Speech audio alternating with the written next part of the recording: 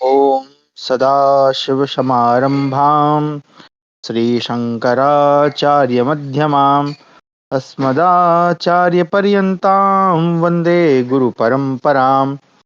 ध्येयं सदा परिभवग्नमभीष्टदोहं तीर्थास्पदं शिवविरञ्चिनुतं शरण्यं विद्यार्थिहं प्रणतपालभवद्दिपोतं वन्दे महापुरुष ते चरणारविन्दं। सच्चिदानन्दरूपाय विश्वोत्पत्त्यादिहेतवे तापत्रय विनाशाय श्रीकृष्णाय वयं नुमः। आप सभी का स्वागत है आज की हमारी शास्त्र अध्ययन की कक्षा में, जहां हम अध्ययन कर रहे हैं महाभारत। इसके पूर्व की कक्षा में हमने अध्ययन किया कि कौरवों की जो सेना है वो हमेशा लगातार पराजित हो जा रही है। इससे दुखी होकर जो दुर्योधन है वो आचार्य द्रोण के पास जाते हैं और उनसे प्रार्थना करते हैं कि किसी प्रकार भी जो है आप पांडवों को पराजित कर दिए। अब आचार्य द्रोण जो है वो प्रतिज्ञा करते हैं कि मैं जब अगले दिन का युद्ध आरंभ होगा तो किसी एक महारथी का वध करूंगा, और उसको पूरा करने के लिए वो चक्रव्यूह नामक एक बड़े भयंकर व्यूह का निर्माण करते हैं। अब चूंकि अर्जुन संसप्तकों के द्वारा पहले ही दूसरी दिशा में भ्रमित कर दिए गए हैं, उनको दूसरी दिशा में ले जाया जा चुका है, तो युधिष्ठिर के पास और कोई ऑप्शन नहीं होता, उनके पास कोई विकल्प नहीं है कि वो किसको भेजें। तो वो अभिमन्यु को कहते हैं कि आप जाओ, और अभिमन्यु जो है फिर उस चक्रव्यूह में प्रवेश करता है। लेकिन वो कहता है कि मुझे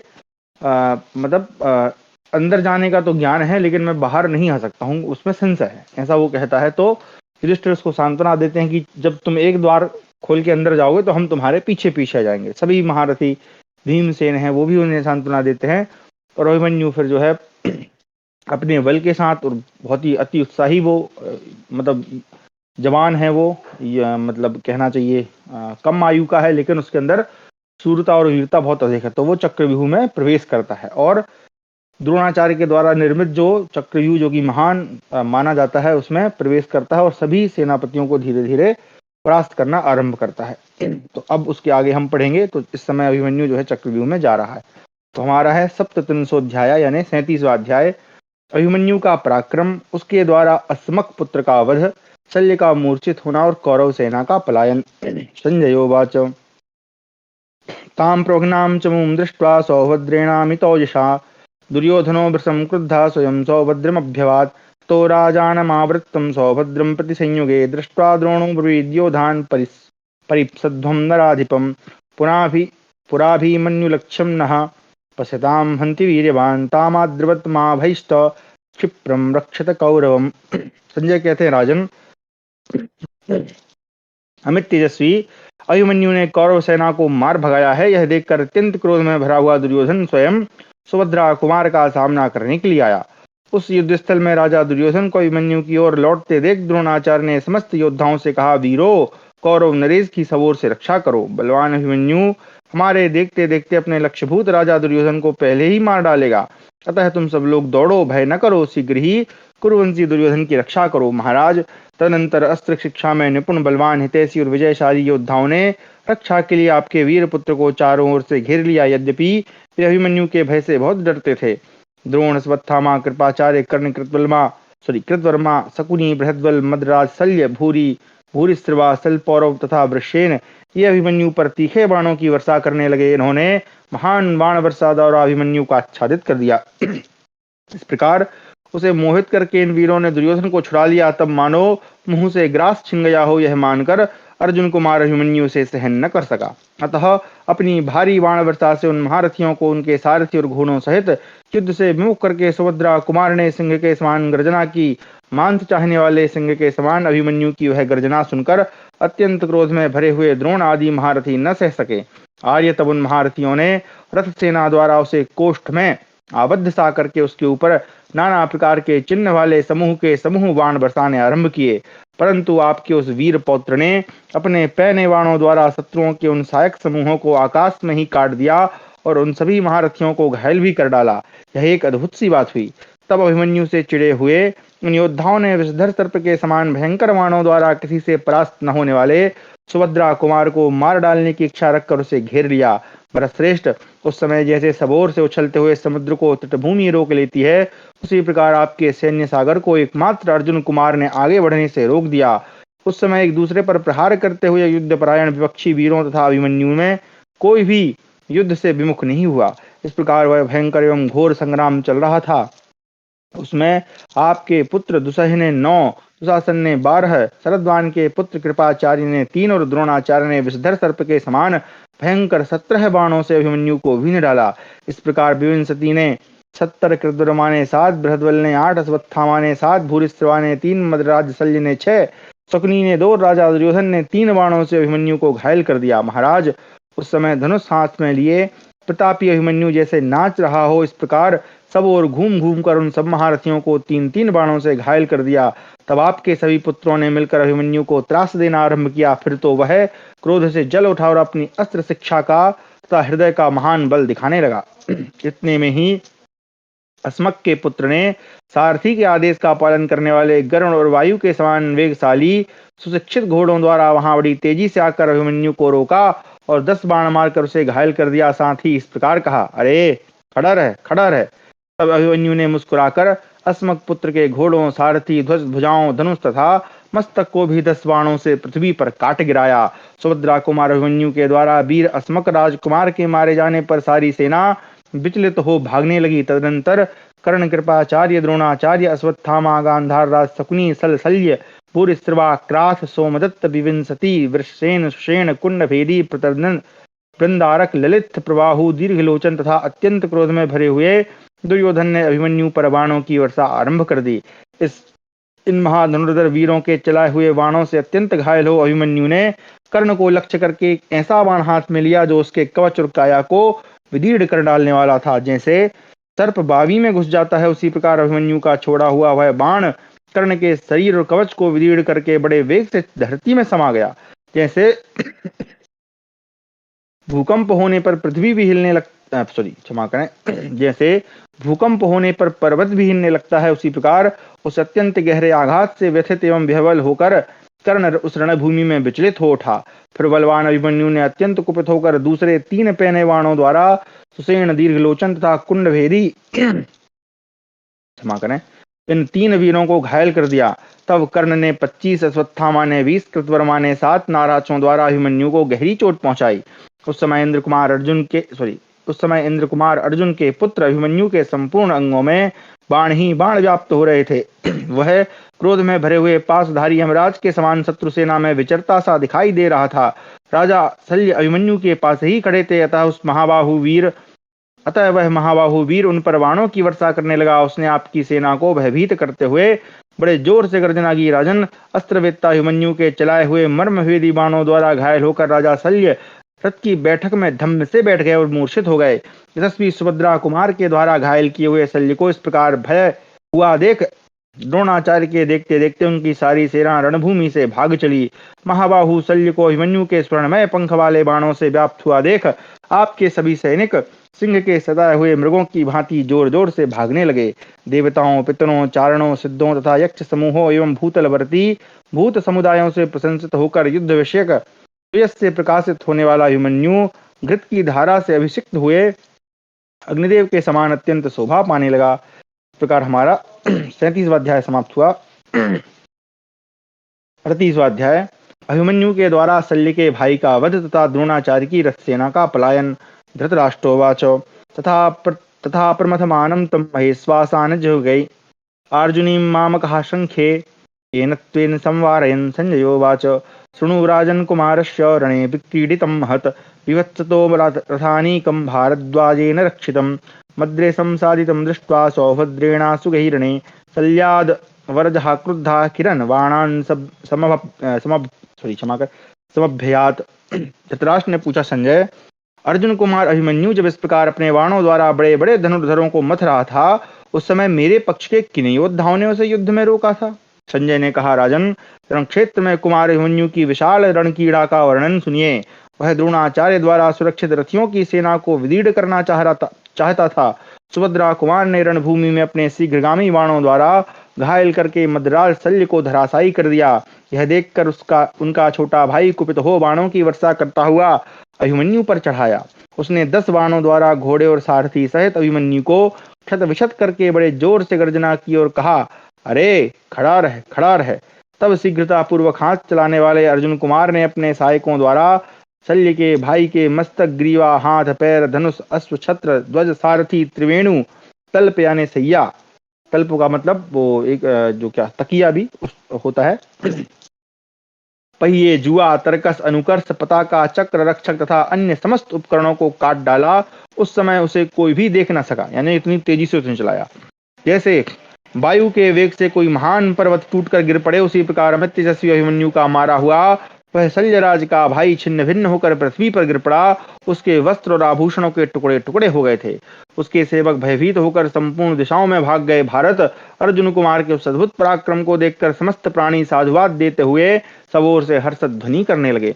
शल्य के भाई के मारे जाने पर उसके बहुत से सैनिक अपने कुल और निवास स्थान के नाम सुनाते हुए कुपित हो हाथों में नाना प्रकार के अस्त्र शस्त्र लिए अर्जुन कुमार अभिमन्यु की ओर दौड़े। कितने ही वीर रथ, घोड़े और हाथी पर सवार होकर आए। दूसरे बहुत से प्रचंड बलशाली योद्धा पैदल ही दौड़ पड़े। बाणों की सनसनाहट, रथ के पहियों की जोर जोर से होने वाली घरघराहट, हुंकार, कोलाहल, ललकार, सिंहनाद, गर्जना, धनुष की टंकार तथा हस्तत्राण के चटचट शब्द के साथ गर्जन तर्जन करते हुए अन्यान्य बहुत से योद्धा अभिमन्यु पर यह कहते हुए टूट पड़े, अब तू हमारे हाथ से जीवित नहीं छूट सकता, तुझे जीवन से भी हाथ धोना पड़ेगा। उनको ऐसा कहते देख अभिमन्यु मानो जोर जोर से हंसने लगा और जिस जिस योद्धा ने उस पर पहले प्रहार किया उसको उसने भी पंखयुक्त बाणों द्वारा घायल कर दिया। अर्जुन कुमार ने समरांगण में अपने विचित्र एवं शीघ्रगामी अस्त्रों का प्रदर्शन करते हुए पहले मृदु भाव से ही युद्ध किया। भगवान श्री कृष्ण तथा अर्जुन से अभिमन्यु ने जो जो अस्त्र प्राप्त किए थे उनका उन्हीं दोनों की भांति वह युद्ध स्थल में प्रदर्शन करने लगा। भारी भार और भय उससे दूर हो गया था। वह बारंबार बाणों का संधान करता और छोड़ता हुआ सा दिखाई देता था। जैसे शरद ऋतु में अत्यंत प्रकाशित होने वाले सूर्यदेव का मंडल दृष्टिगोचर होता है, उसी प्रकार अभिमन्यु का मंडलाकार धनुष ही संपूर्ण दिशाओं में उद्भासित होता दिखाई देता था। उसके धनुष की प्रत्यंचा और हथेली का शब्द वर्षा काल में महान वज्र गिराने वाले मेघ की गर्जना के समान भयंकर सुनाई पड़ता था। लज्जाशील, अमरसी, दूसरों को मान देने वाला और देखने में प्रिय लगने वाला अभिमन्यु विपक्षी वीरों का सम्मान करने की इच्छा से धनुष बाणों द्वारा युद्ध करता रहा। महाराज, जैसे वर्षा काल बीतने पर शरत काल में भगवान सूर्य प्रचंड हो उठते हैं, उसी प्रकार अभिमन्यु पहले मृदु होकर अंत में शत्रुओं के लिए अति उग्र हो उठा। जैसे सूर्य अपनी सहस्त्र किरणों को सबोर बिखेर देते हैं, उसी प्रकार क्रोध में भरा हुआ अभिमन्यु स्थान पर चढ़ाकर तेज किए हुए स्वर्णमय पंख से युक्त सैकड़ों विचित्र एवं बहुसंख्यक बाणों की वर्षा करने लगा। उस महायशस्वी वीर ने द्रोणाचार्य के देखते देखते उनकी रथसेना पर क्षुरप्र, वत्सदंत, विपाठ, नाराज, अर्धचंद्राकार बाण, भल्ल एवं अंजलिक आदि की वर्षा आरंभ कर दी। इससे उन बाणों द्वारा पीड़ित हुई वह सेना युद्ध से विमुख होकर भाग चली। इस प्रकार हमारा 38वां अध्याय समाप्त हुआ। 39वां अध्याय द्रोणाचार्य के द्वारा अभिमन्यु के पराक्रम की प्रशंसा था। दुर्योधन के आदेश से दुशासन का अभिमन्यु के साथ युद्ध आरंभ करना। धृतराष्ट्रोवाच द्वैधी भवति मे चित्तम ह्रियातुश्चाच संजय मम पुत्रस्य यत्सैन्यं सौभद्रा समवारयत् विस्तरेणेव मे शंस सर्वं गालवगणे पुनः विक्रीडितं कुमारस्य स्कन्दस्येवासुरैः सह। संजयोवाच हन्त ते तं प्रवक्ष्यामि विमर्दमतिदारुणम् एकस्य च बहूनां च यथासीत् तुमुलो रणः। धृतराष्ट्र बोले, संजय, सुभद्रा कुमार ने मेरे पुत्र की सेना को जो आगे बढ़ने से रोक दिया, इसे सुनकर लज्जा और प्रसन्नता से मेरे चित्त की दो अवस्थाएं हो रही हैं। गलवगणनंदन, जैसे कुमार कार्तिकेय ने असुरों के साथ रणकीरा की थी, उसी प्रकार कुमार अभिमन्यु ने जो युद्ध का खेल किया था वह सब मुझसे विस्तार पूर्वक कहो। संजय ने कहा, महाराज, मैं अत्यंत खेद के साथ आपको सत्यंत भयंकर नरसंहार का वृत्तांत बता रहा हूँ, जिसके लिए एक वीर का बहुत से महारथियों के साथ तुमुल युद्ध हुआ था। अभिमन्यु युद्ध के लिए उत्साह से भरा था। वह रथ पर बैठकर आपके उत्साह भरे शत्रु दमन समस्त रथारोहियों पर बाणों की वर्षा करने लगा। द्रोण, कर्ण, कृप, शल्य, अश्वत्थामा, भोजवंशी, कृतवर्मा, बृहद्बल, दुर्योधन, भूरिश्रवा, शकुनी, अनेकानेक नरेश राजकुमार तथा उनकी विविध प्रकार की सेनाओं पर अभिमन्यु अलात चक्र की भांति चारों ओर घूमकर बाणों का प्रहार कर रहा था। भारत, प्रतापी एवं तेजस्वी वीर सुभद्रा कुमार अपने दिव्यास्त्रों द्वारा शत्रुओं का नाश करता हुआ संपूर्ण दिशाओं में दृष्टिगोचर हो रहा था। अमित तेजस्वी अभिमन्यु का वह चरित्र देखकर आपके सहस्त्रों सैनिक भय से कांपने लगे। तदनंतर परम बुद्धिमान और प्रतापी वीर द्रोणाचार्य के नेत्र हर्ष से खिल उठे। भारत उन्होंने युद्ध विशारद अभिमन्यु को युद्ध में स्थित देखकर आपके पुत्र के मर्म स्थल पर चोट करते हुए से उस समय तुरंत ही कृपाचार्य को संबोधित करके कहा, यह पार्थ कुल का प्रसिद्ध तरुण वीर सुभद्रा कुमार अभिमन्यु अपने समस्त सुहृदों को राजा युधिष्ठिर, नकुल, सहदेव तथा पांडुपुत्र भीमसेन को अन्यान्य भाई बंधुओं, संबंधियों तथा मध्यस्थ सुहृदों को भी आनंद प्रदान करता हुआ जा रहा है। मैं दूसरे किसी धनुर्धर वीर को युद्ध भूमि में इसके समान नहीं मानता। यदि यह चाहे तो इस सारी सेना को नष्ट कर सकता है, परंतु न जाने यह ऐसा क्यों नहीं चाहता है। अभिमन्यु के संबंध में द्रोणाचार्य का यह प्रीतियुक्त वचन सुनकर आपका पुत्र राजा दुर्योधन क्रोध में भर गया और द्रोणाचार्य की ओर देखकर मुस्कुराता हुआ सा कर्ण, बालीक, दुशासन, मद्रराज, शल्य तथा अन्य महारथियों से बोला, ये संपूर्ण मूर्धाभिषिक्त राजाओं के आचार्य तथा सर्वश्रेष्ठ ब्रह्मवेत्ता द्रोण अर्जुन के इस मूढ़ पुत्र को मारना नहीं चाहते हैं। प्रिय सैनिकों, मैं आप लोगों से सच्ची बात कहता हूँ, यदि ये युद्ध में मारने के लिए उद्यत हो जाएं तो इनके सामने यमराज भी युद्ध नहीं कर सकता, फिर दूसरा कोई मनुष्य तो इनके सामने टिक ही कैसे सकता है। परंतु ये अर्जुन के पुत्र की रक्षा करते हैं, क्योंकि अर्जुन इनके प्रिय शिष्य हैं। शिष्य और पुत्र तो प्रिय होते ही हैं, उसकी संतानें भी धर्मात्मा पुरुषों को प्रिय जान पड़ती हैं। यह द्रोणाचार्य से रक्षित होने के कारण अपने बल और पराक्रम पर अभिमान कर रहा है। यह मूर्ख अभिमन्यु आत्मश्लाघा करने वाला है। तुम सब लोग मिलकर इसे शीघ्र ही मत डालो। राजा दुर्योधन के ऐसा कहने पर सब वीर अत्यंत कुपित हो सुभद्रा कुमार अभिमन्यु को मार डालने की इच्छा से द्रोणाचार्य के देखते देखते उस पर टूट पड़े।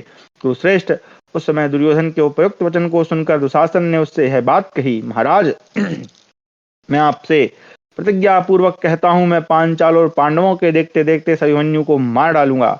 जैसे राहु सूर्य पर ग्रहण लगाता है, उसी प्रकार आज मैं सुभद्रा कुमार अभिमन्यु को ग्रस लूंगा। इतना कहकर उसने जोर जोर से गर्जना करके पुनः क्रूराज दुर्योधन से इस प्रकार कहा, सुभद्रा कुमार अभिमन्यु को मेरे द्वारा काल कवलित हुआ सुनकर अत्यंत अभिमानी श्री कृष्ण और अर्जुन इस जीवलोक से प्रेतलोक को चले जाएंगे, इसमें संशय नहीं है। उन दोनों को मरा हुआ सुनकर पांडु के क्षेत्र में उत्पन्न हुए चारों पांडव कायरता बस अपने सुहृद वर्ग के साथ एक ही दिन प्राण त्याग देंगे अतः इस अपने शत्रु अभिमन्यु के मारे जाने पर आपके दुश्मन स्वतः नष्ट हो जाएंगे। राजन, आप मेरा कल्याण मनाइए, मैं अभी आपके शत्रुओं का नाश किए देता हूँ। महाराज, ऐसा कहकर आपका पुत्र दुशासन जोर जोर से गर्जना करने लगा। वह क्रोध में भरकर सुभद्रा कुमार पर बाणों की वर्षा करता हुआ उसके सामने गया। आपके पुत्र को अत्यंत कुपित हो आते देख शत्रुसूदन अभिमन्यु ने 26 पैने बाणों द्वारा उसे घायल कर दिया। मद की धारा बहाने वाले गजराज के समान क्रोध में भरा हुआ दुशासन उस रण क्षेत्र में अभिमन्यु दुशासन से युद्ध करने लगे। रथ युद्ध की शिक्षा में निपुण वे दोनों योद्धा अपने अपने रथों द्वारा दाएं बाएं विचित्र मंडलाकार गति से विचरते हुए युद्ध करने लगे। उस समय बाजे बजाने वाले लोग ढोल, मृदंग, दुंदुभी, क्रकच, बड़ी ढोल, भेरी और झांझ के साथ अत्यंत भयंकर शब्द करने लगे। उसमें शंख और सिंहनाद की भी ध्वनि मिली हुई थी। इस प्रकार हमारा 39वां अध्याय समाप्त हुआ। 40वां अध्याय अभिमन्यु के द्वारा दुशासन और कर्ण की पराजय। संजयोवाच सर्वविक्षत गात्रम तु प्रत्यमित्रम सर्वविक्षत गात्रम तु प्रत्यमित्रम अवस्थितम अभिमन्युष्मयन् धीमान् दुशासनं मथाब्रवीत् दृष्टया पश्यामि संग्रामे मानिनं सूरमागतं निष्ठुरं त्यक्तधर्माणम् आक्रोशन् परायणं यत्सभायां त्वया राज्ञो धृतराष्ट्रस्य शृण्वतः कोपितः परुषैवाक्ये धर्मराजो युधिष्ठिरः। संजय कहते हैं, राजन, तदनंतर उन दोनों पुरुष सिंहों में घोर युद्ध होने लगा। उस समय शत्रुवीरों का संहार करने वाले महाबाहु सुभद्रा कुमार ने बड़ी फुर्ती के साथ दुशासन के बाण सहित धनुष को काट गिराया और उसे अपने भयंकर बाणों द्वारा सब ओर से क्षत विक्षत कर दिया। इसके बाद बुद्धिमान अभिमन्यु किंचित मुस्कुराकर सामने विपक्ष में खड़े हुए दुशासन से, जिसका शरीर बाणों से अत्यंत घायल हो रहा था, इस प्रकार कहा, बड़े सौभाग्य की बात है कि आज मैं युद्ध में सामने आए हुए और अपने को सूरवीर मानने वाले तुझ अभिमानी, निष्ठुर, धर्म त्यागी और दूसरों की निंदा में तत्पर रहने वाले शत्रु को प्रत्यक्ष देख रहा हूँ। ओ मूर्ख, तूने द्यूत क्रीड़ा में विजय पाने से उन्मत्त होकर सभा में राजा धृतराष्ट्र के सुनते हुए जो अपने निष्ठुर वचनों द्वारा धर्मराज युधिष्ठिर को कुपित किया था और शकुनी के आत्मबल जुए में छल कपट का आश्रय लेकर जो भीमसेन के प्रति बहुत सी अंट संट बातें कही थी, इससे उन महात्मा धर्मराज को जो क्रोध हुआ, उसी का यह फल है कि तुझे आज यह दुर्दिन प्राप्त हुआ है। दूसरों के धन का अपहरण, क्रोध, अशांति, लोभ, ज्ञान लोप, द्रोह, दुस्साहस पूर्ण वर्ताव तथा मेरे उग्र धनुर्धर पितरों के राज्य का अपहरण, इन सभी बुराइयों के फलस्वरूप उन महात्मा पांडवों के क्रोध से तुझे आज यह बहुत बुरा दिन प्राप्त हुआ है। दुर्मते, तू अपने उस अधर्म का भयंकर फल प्राप्त कर। आज मैं सारी सेनाओं के देखते देखते अपने बाणों द्वारा तुझे दंड दूंगा। आज मैं युद्ध में उन महात्मा पितरों के उस क्रोध का बदला चुका कर उर्ण हो जाऊंगा। कुरुकुल कलंक, आज रोष में भरी हुई माता कृष्णा तथा पितृतुल्य ताऊ भीमसेन का अभीष्ट मनोरथ पूर्ण करके इस युद्ध में उनके ऋण से उऋण हो जाऊंगा। यदि तू युद्ध छोड़कर भाग नहीं जाएगा तो आज मेरे हाथ से जीवित नहीं छूट सकेगा। ऐसा कहकर शत्रुवीरों का नाश करने वाले महाबाहु अभिमन्यु ने काल, अग्नि और वायु के समान तेजस्वी बाण का संधान किया जो दुशासन के प्राण लेने में समर्थ था। वह बाण तुरंत ही उसके वक्षस्थल पर पहुंचकर उसके गले की हंसली को विदीर्ण करता हुआ पंख सहित भीतर घुस गया, मानो कोई सर्प बावी में घुस गया हो। तत्पश्चात अभिमन्यु ने दुशासन को 25 बाण और मारे। धनुष को कान तक खींचकर चलाए हुए बाणों द्वारा, जिनका स्पर्श अग्नि के समान दाहक था, गहरी चोट खाकर दुशासन व्यथित हो रथ की बैठक में बैठ गया। महाराज, उस समय उसे भारी मूर्छा आ गई। तब अभिमन्यु के बाणों से पीड़ित एवं मचेत हुए दुशासन को सारथी बड़ी उतावली के साथ युद्ध स्थल से बाहर हटा ले गया। उस समय पांडव पांचों, द्रौपदी कुमार, राजा विराट, पांचाल और कैकेय दुशासन को पराजित हुआ देख जोर जोर से सिंहनाद करने लगे। पांडवों के सैनिक वहां हर्ष में भरकर नाना प्रकार के सभी रणवाद्य बजाने लगे और मुस्कुराते हुए से वे सुभद्रा कुमार का पराक्रम देखने लगे। घमंड में भरे हुए अपने कट्टर शत्रु को पराजित हुआ देख अपनी ध्वजाओं के अग्रभाग में धर्म, वायु, इंद्र और अश्विनी कुमारों की प्रतिमा धारण करने वाले महारथी द्रौपदी कुमार, सात्यकी, चेकितान, दृष्टद्युम्न, शिखंडी, केकय राजकुमार, दृष्टकेतु, मत्स्य, पांचाल, संजय तथा युधिष्ठिर आदि पांडव बड़े हर्ष के साथ उतावले होकर द्रोणाचार्य के व्यूह का भेदन करने की इच्छा से उस पर टूट पड़े। तदनंतर विजय की अभिलाषा रखकर युद्ध में कभी पीठ न दिखाने वाले आपके सूरवीर सैनिकों का शत्रुओं के साथ महान युद्ध होने लगा। महाराज, जब इस प्रकार अत्यंत भयंकर संग्राम हो रहा था, उस समय दुर्योधन ने राधा पुत्र कर्ण से यूं कहा, कर्ण देखो, वीर दुशासन सूर्य के समान शत्रु सैनिकों को संतप्त करता हुआ युद्ध में उन्हें मार रहा था। इसी अवस्था में वह अभिमन्यु के बस में पड़ गया। इधर ये क्रोध में भरे हुए पांडव सुभद्रा कुमार की रक्षा करने के लिए उद्यत हो प्रचंड बलशाली सिंहों के समान धावा कर चुके हैं। यह सुनकर आपके पुत्र का हित करने वाला कर्ण अत्यंत क्रोध में भरकर दुर्धर्ष वीर अभिमन्यु पर तीखे बाणों की वर्षा करने लगा। सूरवीर कर्ण ने सम्रांगण में सुभद्रा कुमार के सेवकों को भी तीखे उत्तम बाणों द्वारा अवहेलना पूर्वक बींध डाला। राजन, उस समय महामनस्वी अभिमन्यु ने द्रोणाचार्य के समीप पहुंचने की इच्छा रखकर तुरंत ही 73 बाणों द्वारा कर्ण को घायल कर दिया। कोई भी रथी रथ समूहों को नष्ट भ्रष्ट करते हुए इंद्र कुमार अर्जुन के उस पुत्र को द्रोणाचार्य की ओर जाने से रोक न सका। विजय पाने की इच्छा रखने वाला संपूर्ण धनुर्धरों में मानी अस्त्रवेत्ताओं में श्रेष्ठ परशुराम जी के शिष्य और प्रतापी वीर कर्ण ने अपने उत्तम अस्त्रों का प्रदर्शन करते हुए सैकड़ों बाणों द्वारा शत्रु दुर्जय सुभद्रा कुमार अभिमन्यु को बीन डाला और सम्रांगण में उसे पीड़ा देना आरंभ किया। कर्ण के द्वारा उसकी अस्त्र वर्षा से पीड़ित होने पर भी देवतुल्य अभिमन्यु समर भूमि में शिथिल नहीं हुआ। तत्पश्चात अर्जुन कुमार ने स्थान पर चढ़ाकर तेज किए हुए झुकी हुई गांठ वाले तीखे भल्लों द्वारा सूरवीरों के धनुष काटकर कर्ण को सबोर से पीड़ा दी। उसने मुस्कुराते हुए से अपने मंडलाकार धनुष से छूटे हुए विषधर सर्पों के समान भयानक बाणों द्वारा छत्र, ध्वज, सारथी और घोड़ों सहित कर्ण को शीघ्र ही घायल कर दिया। कर्ण ने भी उसके ऊपर झुकी हुई गांठ वाले बहुत से बाण चलाए, परंतु अर्जुन कुमार ने उन सबको बिना किसी घबराहट के सह लिया। तदनंतर दो ही घड़ी में पराक्रमी वीर अभिमन्यु ने एक बाण मारकर कर्ण के ध्वज सहित धनुष को पृथ्वी पर काट गिराया। कर्ण को संकट में पड़ा देख उसका छोटा भाई सुदृढ़ धनुष हाथ में लेकर तुरंत ही सुभद्रा कुमार का सामना करने के लिए आ पहुंचा। उस समय कुंती के सभी पुत्र और उनके अनुगामी सैनिक जोर जोर से गरजने, बाजे बजाने और अभिमन्यु की भूरी भूरी प्रशंसा करने लगे। इस प्रकार हमारा 40वां अध्याय समाप्त हुआ। 41वां अध्याय अभिमन्यु के द्वारा कर्ण के भाई का वध तथा कौरव सेना का संहार और पलायन। संजयोवाचो सोतिगर्जन धनुष्माणि ज्याविकर्षन् पुनः पुनः तयो महात्मा मनोस्तूणं रथान्तरम् अवापतत् सो अविद्यत बाणहि अभिमन्यु दुराशदं सतत्रध्वज यन्तारं सास्त्वमाशु यस्मिन्निव पिता पितृपैतामहं करं कुर्वाणं मतिमानुषं दृष्टवारितं सरहि कार्ष्णी त्वदीया सदा भवन।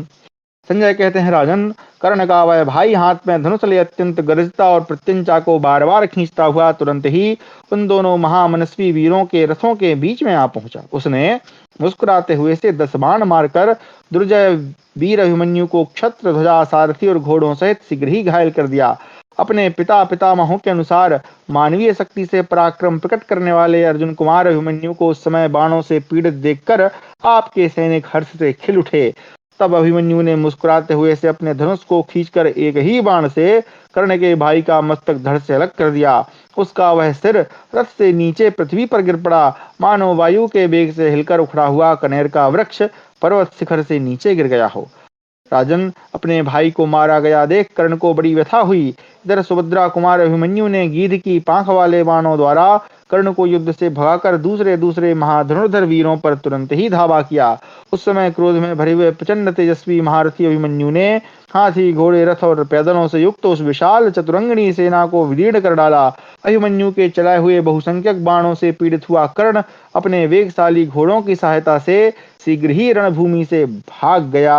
इससे सारी सेना में भगदड़ मच गई। तो कर्ण जो है यहाँ भी भाग गया। एक बार श्लोक और पढ़ लूं। कर्णस्तु बहुवी वाणी अद्यमानो अभिमन्युना अपायाज्जवनिः स्वहि ततो नीकम अभज्यता। ठीक है, चला गया बेचारा। राजन, उस दिन अभिमन्यु के बाणों से सारा आकाश मंडल इस प्रकार आच्छादित हो गया था मानो टिड्डी दलों से अथवा वर्षा की धाराओं से व्याप्त हो गया हो। उस आकाश में कुछ भी नहीं सूझता था। महाराज, पहने बाणों द्वारा मारे जाते हुए आपके योद्धाओं में से सिंधुराज जयद्रथ को छोड़कर दूसरा कोई वहां ठहर न सका। भरतश्रेष्ठ, तब पुरुष प्रवर सुभद्रा कुमार अभिमन्यु ने शंख बजाकर पुनः शीघ्र ही भारतीय सेना पर धावा किया। भारतीम भरतर्षभ, ठीक है, यहाँ पर भी भारतीम शब्द आया है। सूखे जंगल में छोड़ी हुई आग के समान वेग से शत्रुओं को दग्ध करता हुआ अभिमन्यु कौरव सेना के बीच में विचरने लगा। उस सेना में प्रवेश करके उसने अपने तीखे बाणों द्वारा हाथियों, घोड़ों और पैदल मनुष्यों को पीड़ित करते हुए सारी रणभूमि को बिना मस्तक के शरीरों से पाट दिया। सुभद्रा कुमार के धनुष से छूटे उत्तम बाणों से क्षतविचत हो आपके सैनिक अपने जीवन की रक्षा के लिए सामने आए हुए अपने ही पक्ष के योद्धाओं को मारते हुए भाग चले। अभिमन्यु के वे भयंकर कर्म करने वाले घोर तीक्ष्ण बहुसंख्यक विपाठ नामक बाण आपके रथों, हाथियों और घोड़ों को नष्ट करते हुए शीघ्र ही धरती में समा जाते थे। उस युद्ध में आयुध, दस्ताने, गदा और बाजूबंद सहित वीरों की स्वर्णभूषित भुजाएं कटकर गिरी दिखाई देती थी। उस युद्ध भूमि में धनुष, बाण, खड्ग शरीर तथा हार कुंडलों से विभूषित मस्तक सहस्त्रों की संख्या में छिन्न भिन्न होकर पड़े थे। आवश्यक सामग्री, बैठक, ईसा, दंड, बंधुर, अक्ष, पहिए और जुए चूर चूर और टुकड़े टुकड़े होकर गिरे थे। शक्ति, धनुष, खड्ग, गिरे हुए विशाल ध्वज, ढाल और बाण भी छिन्न भिन्न होकर सबोर बिखरे पड़े थे। प्रजानाथ, बहुत से क्षत्रिय घोड़े और हाथी भी बहुत से क्षत्रिय घोड़े और हाथी भी मारे गए थे। इन सब के कारण वहां की भूमि क्षण भर में अत्यंत भयंकर और अगम्य हो गई थी। बाणों की चोट खाकर परस्पर क्रंदन करते हुए राजकुमारों का महान शब्द सुनाई पड़ता था जो कायरों का भय बढ़ाने वाला था। भरतश्रेष्ठ, वह शब्द संपूर्ण दिशाओं को प्रतिध्वनित कर रहा था। सुभद्रा कुमार श्रेष्ठ घोड़ों, रथों और हाथियों का संहार करता हुआ कौरव सेना पर टूट पड़ा था। सूखे जंगल में छोड़ी हुई आग की भांति अर्जुन कुमार अभिमन्यु वेग से शत्रुओं को दग्ध करता हुआ कौरव सेनाओं के बीच में दृष्टिगोचर हो रहा था। भारत, धूल से आच्छादित हुई सेना के भीतर संपूर्ण दिशाओं और विदिशाओं में विचरते हुए अभिमन्यु को उस समय हम लोग देख नहीं पाते थे। भरतनंदन, हाथियों, घोड़ों और पैदल सैनिकों की आयु को छीनते हुए अभिमन्यु को हमने क्षण भर में दोपहर के सूर्य की भांति शत्रु सेना को पुनः तपाते देखा था। महाराज, इंद्र कुमार अर्जुन का वह पुत्र युद्ध में इंद्र के समान पराक्रमी जान पड़ता था। जैसे पूर्व काल में पराक्रमी कुमार कार्तिकीय असुरों की सेना में उसका संहार करते हुए सुशोभित होते थे, उसी प्रकार अभिमन्यु कौरव सेना में विचरता हुआ शोभा पा रहा था। इस प्रकार हमारा 41वां अध्याय समाप्त हुआ। 42वां अध्याय, अभिमन्यु के पीछे जाने वाले पांडवों को जयद्रथ का वर के प्रभाव से रोक देना। धृतराष्ट्रोवाच बालम् अत्यंत सुखिनं स्वबाहुबलदर्पितं युद्धेषु कुशलं वीरं कुलपुत्रं तनुत्यजं गाहमानमनीकानि सदस्यैश्च तिहायनि आपि योधिष्ठिरात्स्यन्यात् कश्चिदन्वपतद्बली। संजयोवाच युधिष्ठिरो भीमसेना शिखण्डी सात्विकीर्यमौ दृष्टिदुम्नो विराटश्च द्रुपदश्च सकेकयः। धृतराष्ट्र बोले, संजय, अत्यंत सुख में पला हुआ वीर बालक अभिमन्यु युद्ध में कुशल था। उसे अपने बाहुबल पर गर्व था। वह उत्तम कुल में उत्पन्न होने के कारण अपने शरीर को निछावर करके युद्ध कर रहा था। जिस प्रकार 3 साल की अवस्था वाले उत्तम घोड़ों के द्वारा मेरी सेनाओं में प्रवेश कर रहा था, क्षमा करें, जिस समय वह 3 साल की अवस्था वाले उत्तम घोड़ों के द्वारा मेरी सेनाओं में प्रवेश कर रहा था, उस समय युधिष्ठिर की सेना से क्या कोई बलवान वीर उसके पीछे पीछे व्यूह के भीतर आ सका था?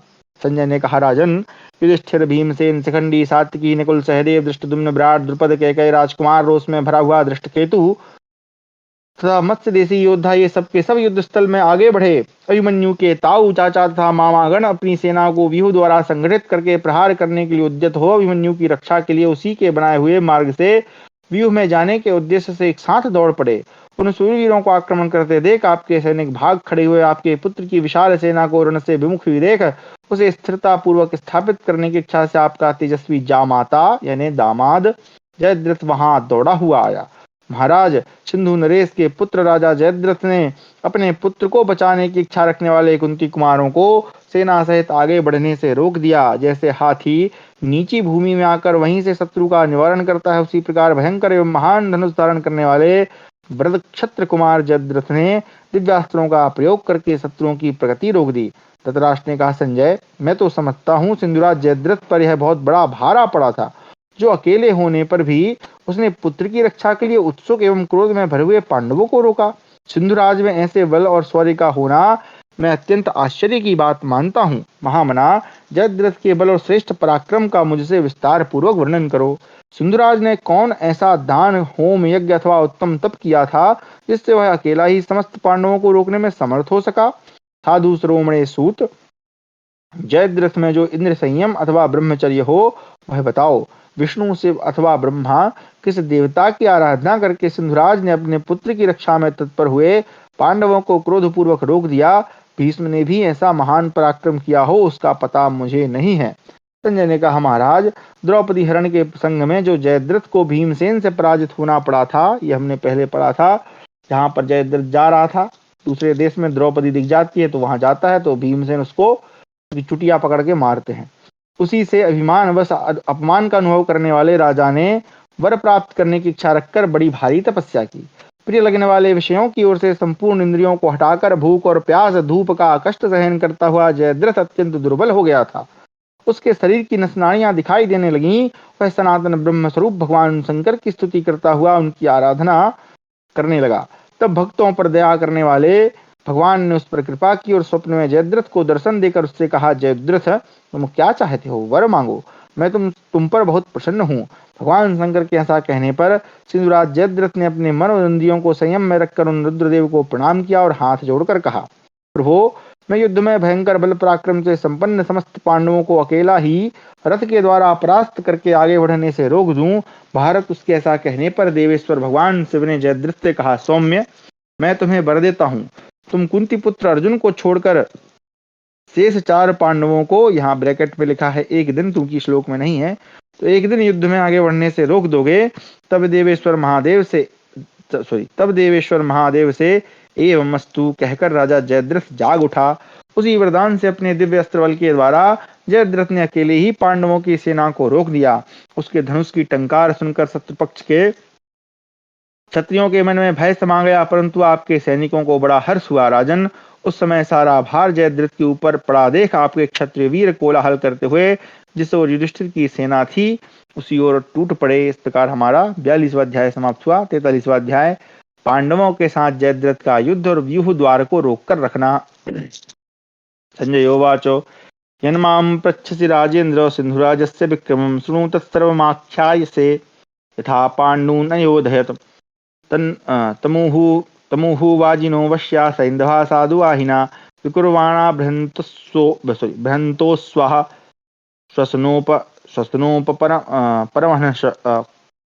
स्वस्नोपमरन्हष गन्धर्वनगराकारं विधिवत् कल्पितं रथं तस्याभ्य शोभयत केतु वराहो राजतो महान। संजय कहते हैं, राजेंद्र, आपने मुझसे जो सिंधुराज जयद्रथ के पराक्रम का समाचार पूछ रहे हैं वह सब सुनिए। उसने जिस प्रकार पांडवों के साथ युद्ध किया वह सारा वृत्तांत बताऊंगा।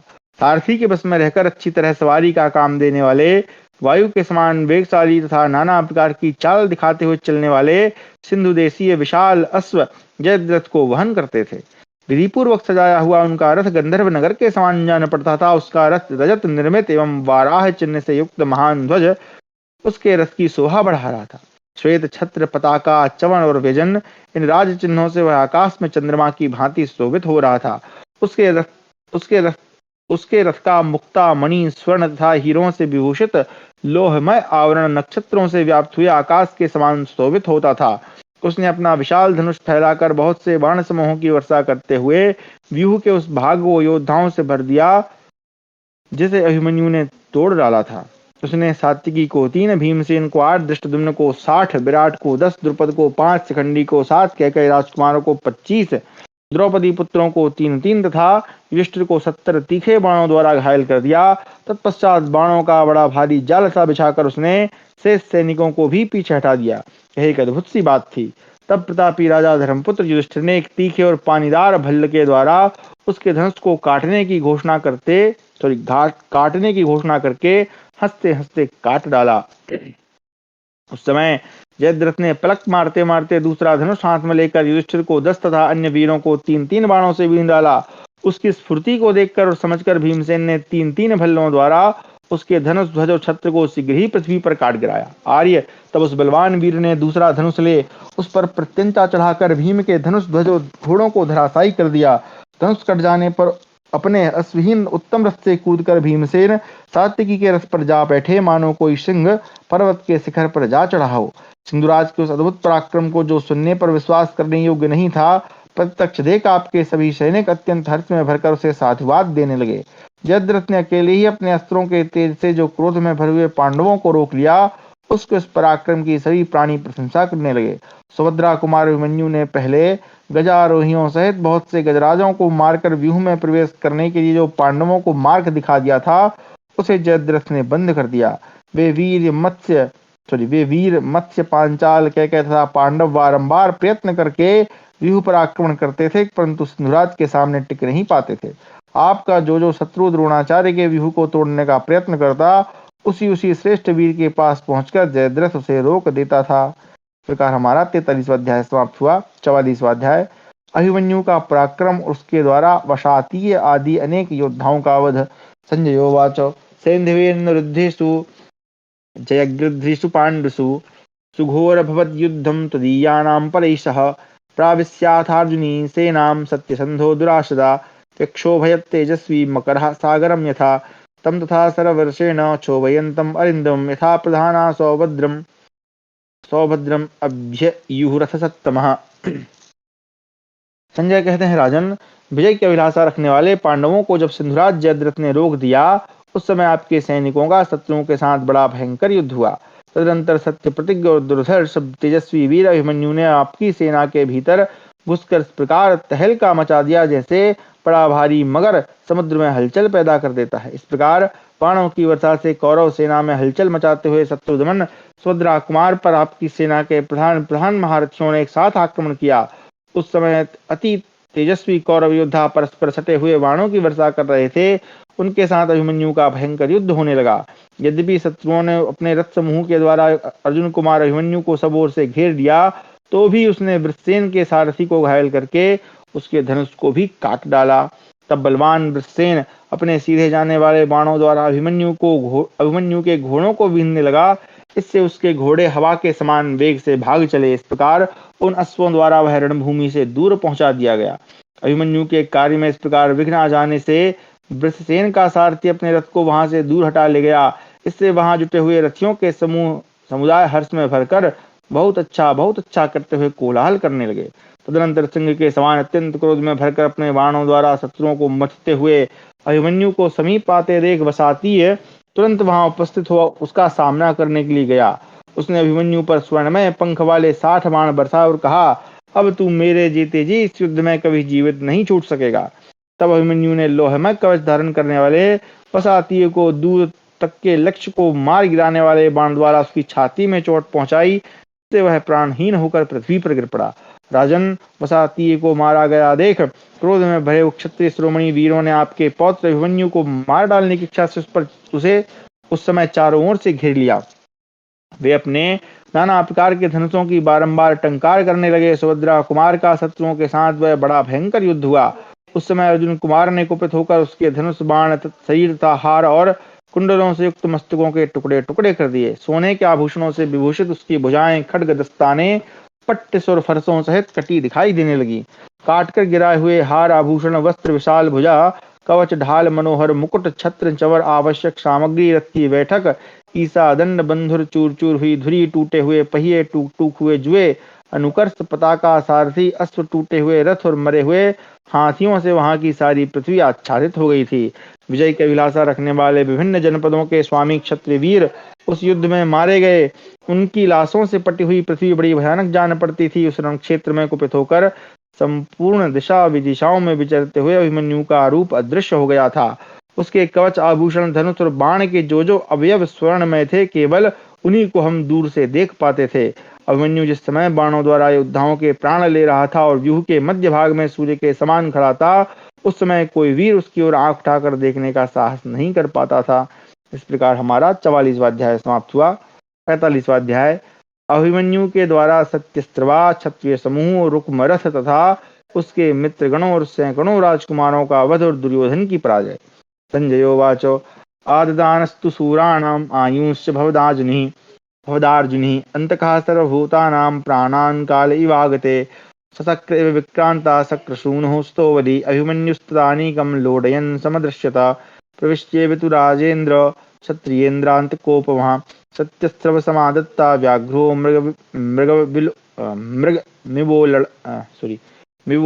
मिवोल्बणः।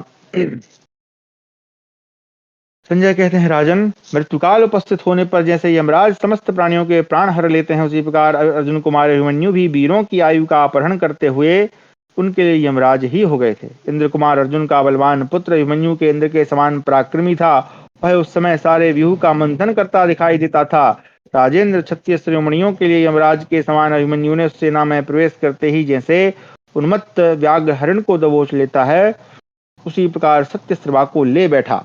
सत्यस्त्रवा के मारे जाने पर उन सभी महारथियों ने प्रचुर अस्त्र शस्त्र लेकर बड़ी उतावली के साथ अभिमन्यु पर आक्रमण किया। वे सभी क्षत्रिय शिरोमणि पहले मैं इस प्रकार होड़ लगाते हुए अर्जुन को मार डालने की इच्छा से आगे बढ़े। उस समय धावा करने वाले क्षत्रियों की उन आगे बढ़ती हुई सेनाओं को अभिमन्यु ने उसी प्रकार काल का ग्रास बना लिया, जैसे महासागर में तिमी नामक महामत्स्य छोटे छोटे मत्स्यों को निगल जाता है। युद्ध से न भागने वाले जो कोई सूरवीर उस समय अभिमन्यु के पास गए, वे फिर नहीं लौटे, जैसे समुद्र में मिली हुई नदियां फिर वहां से लौट नहीं पाती हैं। जिसका समुद्र में मार्ग भूल गया हो, जो वायु के वेग से भयाक्रांत हो रही हो तथा जिसे किसी बहुत बड़े ग्राह ने पकड़ लिया हो, ऐसी नौका जैसे डगमगाने लगती हो, उसी प्रकार वह सेना अभिमन्यु के भय से कांप रही थी। इसी समय मद्रराज का बलवान पुत्र रुकमरथ आकर अपनी डरी हुई सेना को आश्वासन देता हुआ निर्भय होकर बोला, सूरवीरों, तुम्हें डरने की कोई आवश्यकता नहीं। यह अभिमन्यु मेरे रहते कुछ भी नहीं है। मैं इसे अभी जीते जी पकड़ लूंगा, इसमें संशय नहीं है। ऐसा कहकर पराक्रमी रुकमरथ सुंदर सदे साय तेजस्वी रथ पर आरूढ़ हो सुभद्रा कुमार अभिमन्यु की ओर दौड़ा। उसने अभिमन्यु की छाती में 3 बाण मारकर सिंहनाद किया, फिर 3 बाण दाहिनी और 3 तीखे बाण बाईं भुजा में मारे। तब अर्जुन कुमार ने रुकमरथ का धनुष काटकर उसकी दाईं बाईं भुजाओं को तथा सुंदर नेत्र एवं भुवों से शोभित मस्तक को भी तुरंत ही पृथ्वी पर काट गिराया। राजन, राजा शल्य के अभिमानी पुत्र रुकमरथ को, जो अभिमन्यु को जीते जी पकड़ना चाहता था, यशस्वी सुभद्रा कुमार के द्वारा मारा गया देख शल्य पुत्र के बहुत से मित्र राजकुमार, जो प्रहार करने में कुशल युद्ध में उन्मत्त होकर लड़ने वाले थे, अर्जुन कुमार को चारों ओर से घेर कर बाणों की वर्षा करने लगे। उनके ध्वज स्वर्ण के बने हुए थे। वे महाबली वीर 4 हाथ के धनुष खींच रहे थे। शिक्षा और बल से संपन्न तरुण अवस्था वाले अत्यंत अमरशील और सूरवीर राजकुमारों द्वारा किसी से परास्त न होने वाले शौर्य संपन्न सुभद्रा कुमार को अकेले ही सम्रांगण में बाण समूहों से आच्छादित होते देख राजा दुर्योधन को बड़ा हर्ष हुआ। उसने यह मान लिया कि अब अभिमन्यु यमराज के लोक में पहुंच गया। उन राजकुमारों ने सोने के पंख वाले नाना प्रकार के चिन्हों से शोभित और पहने बाणों द्वारा अर्जुन कुमार अभिमन्यु को पलक मारते मारते अदृश्य कर दिया। आर्य सारथी घोड़े और ध्वज सहित अभिमन्यु के उस रथ को मैंने उसी प्रकार बाणों से व्याप्त देखा जैसे शाही यानी सिंह जो होता है उसका शरीर कांटों से भरा रहता है। एक छोटा सा जीव होता है जिसके कांटे कांटे रहते हैं। भारत बाणों से गहरी चोट खाकर अभिमन्यु अंकुश से पीड़ित हुए गजराज की भांति कुपित हो उठा। उसने गंधर्वास्त्र का प्रयोग किया और रथ माया यानी रथ युद्ध की शिक्षा में निपुणता प्रकट की। अर्जुन ने तपस्या करके तुम्बुरु आदि गंधर्वों से जो अस्त्र प्राप्त किया था उसी से अभिमन्यु ने अपने शत्रुओं को मोहित कर दिया। राजन, वह शीघ्रता पूर्वक अस्त्र संचालन का कौशल दिखाता हुआ युद्ध में अलात चक्र की भांति एक सत तथा सहस्रों रूपों में दृष्टिगोचर होता था। महाराज, शत्रुओं को संताप देने वाले अभिमन्यु ने रथचर्या तथा अस्त्रों की माया से मोहित करके राजाओं के शरीरों के 100 टुकड़े कर दिए। राजन, उस युद्ध स्थल में उसके पैने बाणों से प्रेरित हुए प्राणधारियों के शरीर तो पृथ्वी पर गिर पड़े परंतु प्राण परलोक में जा पहुंचे। अर्जुन कुमार ने अपने तीखे बाणों द्वारा उनके धनुष, घोड़े, सारथी, ध्वज, अंगद युक्त बाहु तथा मस्तक भी काट डाले। जैसे 5 वर्षों का लगाया हुआ आम का बाग जो फल देने के योग्य हो गया हो काट दिया जाए, उसी प्रकार सैकड़ों राजकुमारों को सुभद्रा कुमार ने वहां मार गिराया। क्रोध में भरे हुए विषधर सर्पों के समान भयंकर तथा सुख भोगने के योग्य उन सुकुमार राजकुमारों को एकमात्र अभिमन्यु द्वारा मारा गया देख दुर्योधन भयभीत हो गया। रथियों, हाथियों, घोड़ों और पैदलों को भी अभिमन्यु रूपी समुद्र में डूबते देख अमृत में भरे हुए दुर्योधन ने शीघ्र ही उस पर धावा किया। उन दोनों में एक क्षण तक अधूरा सा युद्ध हुआ। इतने में ही आपका पुत्र दुर्योधन सैकड़ों बाणों से आहत होकर वहां से भाग गया। इस प्रकार हमारा 45वां अध्याय समाप्त हुआ। 46वां अध्याय अभिमन्यु के द्वारा लक्ष्मण तथा क्राथ पुत्र का वध और सेना सहित 6 महारथियों का पलायन। धृतराष्ट्रोवाच यथा वदसि मे सूतो एकस्य बहुभिः सह संग्रामं तुमुलं घोरं जयं चैव महात्मनः अश्रद्धेयं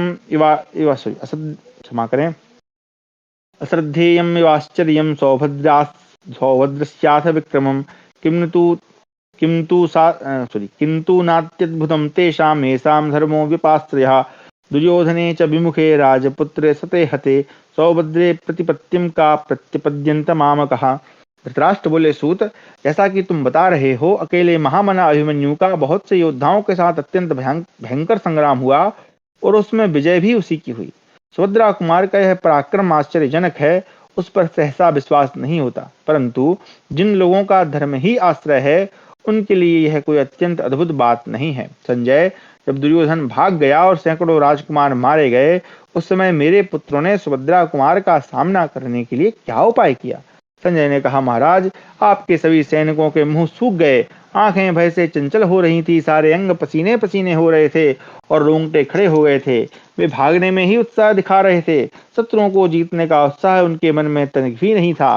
वे युद्ध में मारे गए भाइयों, पितरों, पुत्रों, सुहृदों, संबंधियों तथा बंधु बांधवों को छोड़ छोड़कर अपने घोड़े और हाथियों को तावली के साथ हाँकते हुए भाग रहे थे। राजन, उन सबको भागते देख द्रोणाचार्य, स्वत्थामा, बृहद्बल, कृपाचार्य, दुर्योधन, कर्ण, कृतवर्मा और शकुनी ये सब अत्यंत क्रोध में भरकर अपराजित वीर अभिमन्यु पर टूट पड़े, परंतु आपके उस पौत्र अभिमन्यु ने उन सबको प्रायः युद्ध से भगा दिया। उस समय सुख में पला हुआ धनुर्वेद का ज्ञाता एकमात्र महातेजस्वी लक्ष्मण अपने बाल स्वभाव तथा अभिमान के कारण निर्भय हो अभिमन्यु के सामने आ गया।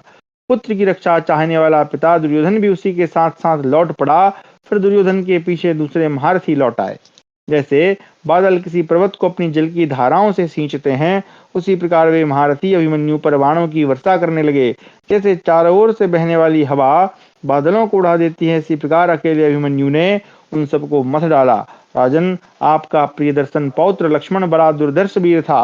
वह धनुष उठाए अपने पिता के पास ही खड़ा था। अत्यंत सुख में पला हुआ वह वीर कुबेर के पुत्र के समान जान पड़ता था। जैसे मतवाला हाथी किसी मधुर मत गजराज से भिड़ जाए, उसी प्रकार अर्जुन कुमार ने लक्ष्मण पर आक्रमण किया। लक्ष्मण से भिड़ने पर उसके द्वारा शत्रुवीरों का संहार करने वाले सुभद्रा कुमार की भुजाओं और छाती में अत्यंत तीखे बाणों द्वारा प्रहार किया गया। महाराज, उस प्रहार से लाठी की चोट खाए हुए सर्प के समान अत्यंत क्रोध में भरे हुए आपके पौत्र अभिमन्यु ने आपके दूसरे पौत्र लक्ष्मण से कहा। लक्ष्मण जो है ये दुर्योधन का बेटा है। लक्ष्मण, इस संसार को अच्छी तरह देख लो। अब शीघ्र ही परलोक की यात्रा करोगे। इन बांधव जनों को देखते देखते मैं तुम्हें यमलोक पहुंचाए देता हूँ। ऐसा कहकर शत्रुवीरों का संहार करने वाले महाबाहु सुभद्रा कुमार ने कैंचुल से निकले हुए सर्प के समान एक भल्ल को तरकस से निकाला। अभिमन्यु के हाथों से छूटे हुए इस भल्ल ने लक्ष्मण के देखने में सुंदर सुघड़ नासिका, मनोहर भौं, सुंदर के शांत भाग और रुचिर कुंडलों से युक्त मस्तक को धड़ से अलग कर दिया।